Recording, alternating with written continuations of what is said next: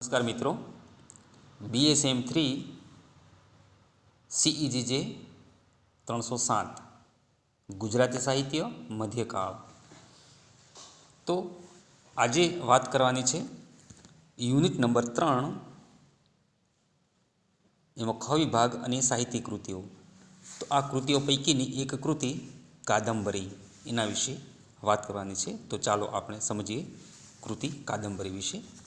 તો અહીં તમે જોઈ શકો છો કે મધ્યકાલીન ગુજરાતી સાહિત્યમાં અનેક એવી કૃતિઓ આપણને પ્રાપ્ત થાય છે. તો એ કૃતિઓ પૈકી કવિ બાણભટ્ટની જે કૃતિ છે કાદંબરી, એનો પરિચય આજે કરવાનો છે. હવે કાદંબરી એ મૂળ તો સંસ્કૃત ભાષાની અંદર રચાયેલી મહાકવિ બાણભટ્ટની એક ગદ્ય કૃતિ છે. કાદંબરી એ સંસ્કૃત કાદંબરીનો પદ્યાનુવાદ છે. અર્થાત સંસ્કૃત સાહિત્યમાં જે બાણભટ્ટે રચેલી કૃતિ કાદંબરી છે, તો એ કૃતિનો પદ્યમાં અનુવાદ કરનાર કવિ ભાલણ છે. તો ભાલણ કાવ્યમાં આ આખી કૃતિનો અનુવાદ કરે છે અને સંસ્કૃત ભાષાના મહાકવિ બાણભટ્ટની આ સમાસ બહુલતા અને અલંકાર પ્રચુર ભાષાવાળી ખ્યાતનામ ગદ્ય કૃતિને ગુજરાતી ભાષામાં પદ્યરૂપે ઉતારવાનો ભાલણનો સૌ પ્રથમ એક સમર્થ પ્રયાસ છે. અને સંસ્કૃત ભાષા અને સાહિત્ય પ્રત્યેની જે પ્રીતિ છે, એ પ્રીતિ અહીં જોવા મળે છે. ભાલણે બાણની કૃતિનું લાઘવયુક્ત વર્ણન કર્યું છે. કથા સરિત સાગર અને બૃહદ કથા મંજરી એમાંથી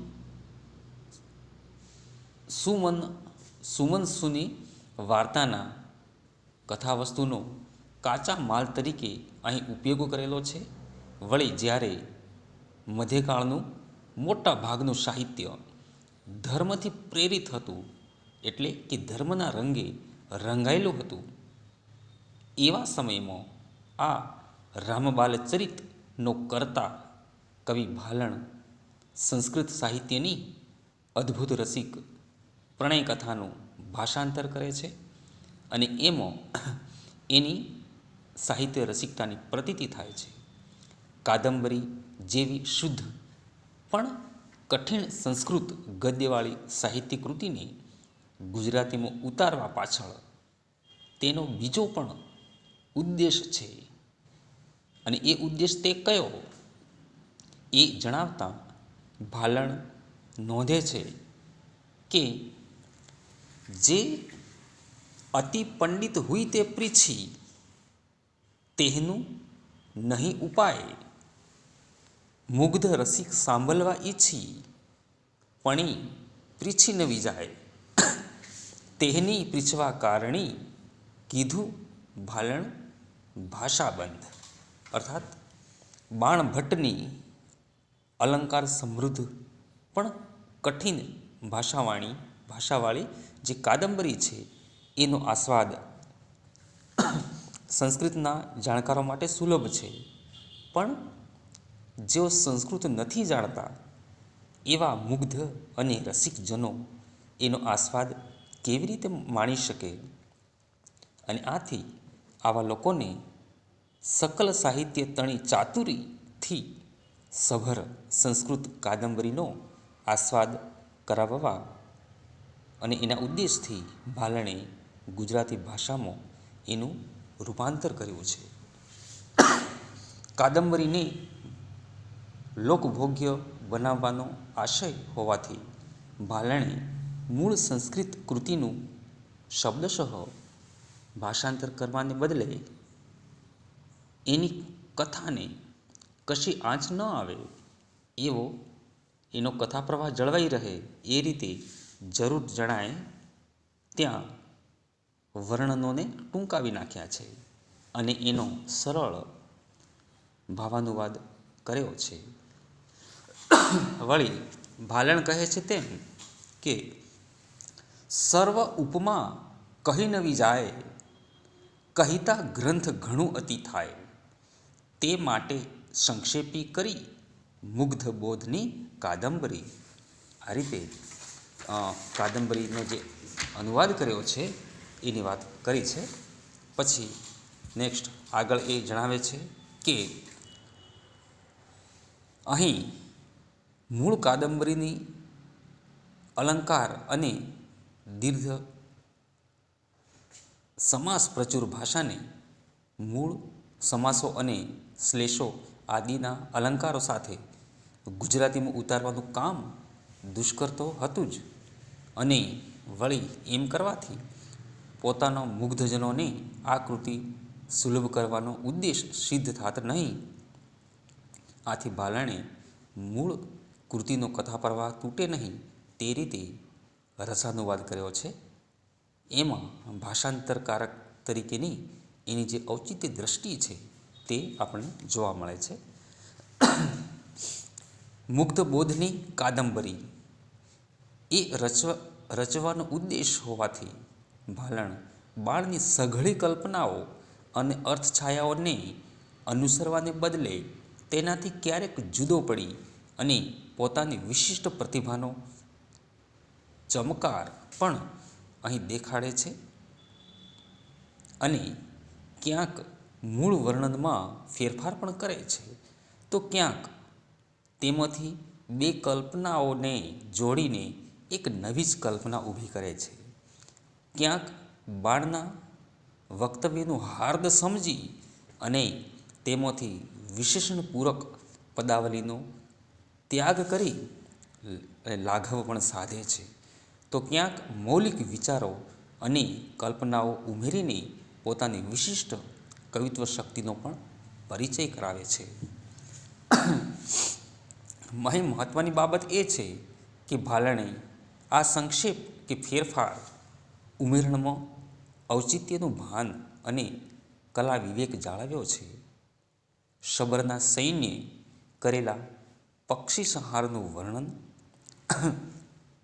વિંધ્યાવટી, પંપા અને અચ્છોદ સરોવરનું વર્ણન, મહાશ્વેતાનું ચિત્રણ, પુંડરીક અને કાદંબરીની વિરહ વ્યથાનું નિરૂપણ, તેમજ રાણી વિલાસવતીની પુત્ર ઝંખનાનું જે આલેખન છે એ આ બધામાં ભાલણની ઔચિત્યપૂર્ણ અનુવાદ કલાની સાથે એનો રસ જ્ઞાત અને કવિત્વની તેના વૈશિષ્ટ્યની સરસ પ્રતીતિ થાય છે. શબર સૈન્યના અને પક્ષી સંહારના વર્ણનમાં તે મૂળ કૃતિને સારી રીતે અનુસરે છે, તો અચ્છોદ સરોવરનું વર્ણન મૂળની કેટલીક મનોરમ કલ્પનાઓને અને અલંકારોની કેટલીક પંક્તિઓ ઉપાડી લઈ પોતાની રીતે રજૂ કરે છે. શૂદ્રક રાજાને સ્નાન કરાવતી વખતે દાસીઓ પરસ્પર મજાક કરે છે, તે ભાલણે કરેલું એક નવું અને રસિક ઉમેરણ છે. હવે આમ જે ભાલણ છે એ ભાલણ મહાકવિ બાણભટ્ટની કાદંબરીનું સૌંદર્ય યોગ્ય રીતે નિરૂપીને પોતાની જે પ્રતિનિર્માણ શક્તિ છે તેમજ કવિને સહજ એવી જે નિસર્ગદત્ત રસજ્ઞાતતા છે એનો પરિચય કરાવે છે. મૂળ કૃતિના અનુવાદમાં પણ ભાલણનું વૈશિષ્ટ્ય દેખાય છે, અને એ જોતા વિજયરાય વૈધ આ શબ્દોને સાર્થ કરે છે કે ભાલણની કાદંબરી જેમ બાણભટ્ટકૃત છે તેમ ભાલણકૃત છે. તો 15મા શતકમાં પાટણના ગીવટા ગામનો થયેલો આ એક મોઢ બ્રાહ્મણ ભાલણ, એની ગુજરાતી સાહિત્યમાં સૌથી મોટી સેવા હોય તો એ સેવા એક આખ્યાનકાર તરીકેની છે. પણ એનાથી વિશેષ એમ કહી શકાય કે ભાલણની સાહિત્ય ક્ષેત્રે સૌથી મોટું યોગદાન છે, અથવા તો સૌથી મોટી સાહિત્યની સેવા એને કરી હોય તો તે એક ભાષાંતરકાર તરીકેની છે. એલો રસિક એને ભાષાંતર કર્યું છે કે જે સરળ શૈલીમાં અને પ્રવાહી શૈલીમાં, જેના અનુવાદને સૌ સમજી શકે છે અને વિચારી અને માણી શકે એવું રસિક આલેખન એમને કર્યું છે. એટલું જ નહીં, પણ એમ કરવા છતાં એનામાં રહેલી જે પ્રતિનિર્માણ શક્તિ છે એના દર્શન અહીંયા કરાવ્યા છે.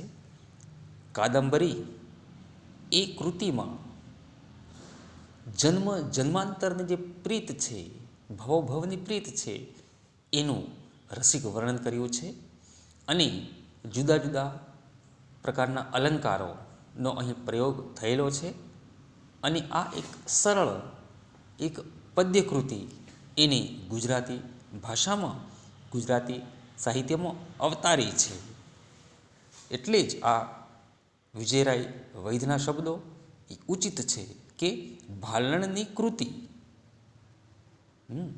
ભાલણની કાદંબરી જેમાં બાણકૃત છે તેમાં ભાલણકૃત પણ છે. મૂળે તો એ બાણભટ્ટને રચેલી છે, પણ હવે આપણે એનો આસ્વાદ માણીએ ત્યારે એમ આપણને થાય કે ખરેખર આ કૃતિ બાણભટ્ટની નહીં, અર્થાત અથવા તો એની તો છે જ, પણ એ સાથે જ જે કાદંબરી છે એ ભાલણની પણ છે. તો એ રીતે એક હિન્દભરની ભાષાઓમાં અને જે અતિ કઠિન સંસ્કૃત જે ભાષા છે અને એમાં પણ કવિ બાણભટ્ટની કૃતિ, તો એવું એક ગદ્યમાં રચાયેલું એક સ્વરૂપ એટલે કે ગદ્યમાં રચાયેલી આ એક કૃતિ છે, એને પદ્યમાં, એને કાવ્યમાં અવતારવાનું કામ ભાલણે કર્યું છે. તો આ એની સૌથી મોટી સેવા છે. ભાલણ કેવળ પુસ્તક પંડિત નથી કે સંસ્કૃત ગુજરાતી શબ્દ ભંડોળ ખડો કરનાર એ શબ્દશાસ્ત્રી પણ નથી, પરંતુ શબ્દોના રૂપ અને રંગ પારખનાર અને એમાં નિહિત ભાવ અને રસને પામનાર તે એક શબ્દનો મર્મી છે. એની ભાષા સરળ, યોગ્ય, સ્થાનિક આરોહ અને અવરોહવાળી છે, મધુર અને તળપદી છે. અચ્છોદ સરોવરના વર્ણન વખતે મૂળની સંસ્કૃત ભાષાને કેવી તળપદી બાનીમાં અને છતાં કેવી રસાત્મક રીતે રજૂ કરે છે તે જુઓ. કોકિલ બોલી, તરુણી ડોલી, કામી કરવા અંધ. આ અનુવાદમાં તે તત્કાલીન સમાજના જે રીત રિવાજો છે, જે વૃત્તિ અને વલણો છે, એ સૌ કાંઈ પોતાના સમયનું જ ખડું કરે છે. એની કાવ્યશૈલીમાં સંસ્કૃત કવિનું પાંડિત્ય દાખવવાનો જરાય પ્રયાસ નથી અને તેથી જ સર્વત્ર ગુજરાતી કવિ ભાલણ જ દેખાય છે. દુર્ગાશંકર શાસ્ત્રી નોંધે છે કે બાણની કાદંબરીનો આત્મા ભાલણે પોતાના સમયની ગુજરાતી ભાષામાં જેટલો સમાઈ શકે તેટલો ઉતાર્યો છે. ભાલણે આ સમર્થ ગદ્યકૃતિને પદ્યમાં કડવાબદ્ધ આખ્યાન શૈલીમાં ઉતારી છે. તે પણ કાદંબરીની એક બીજી લાક્ષણિકતા છે. કાદંબરી એ ભાલણની સર્વોત્તમ કૃતિ છે. એટલું જ નહીં, પણ ધર્મરંગ્યા મધ્યકાલીન સાહિત્યમાં આ કૃતિ ઘણું મહત્ત્વ ધરાવે છે. કેટલાકને મતે દેશભરની ભાષાઓમાં કાદંબરીનો સૌથી વહેલો અનુવાદ ગુજરાતી સાહિત્યમાં કવિ ભાલણે કર્યો છે, જે ગુજરાતી ભાષા માટે એક ગૌરવપ્રદ કહી શકાય તેવી સિદ્ધિ છે. Okay, thank you very much.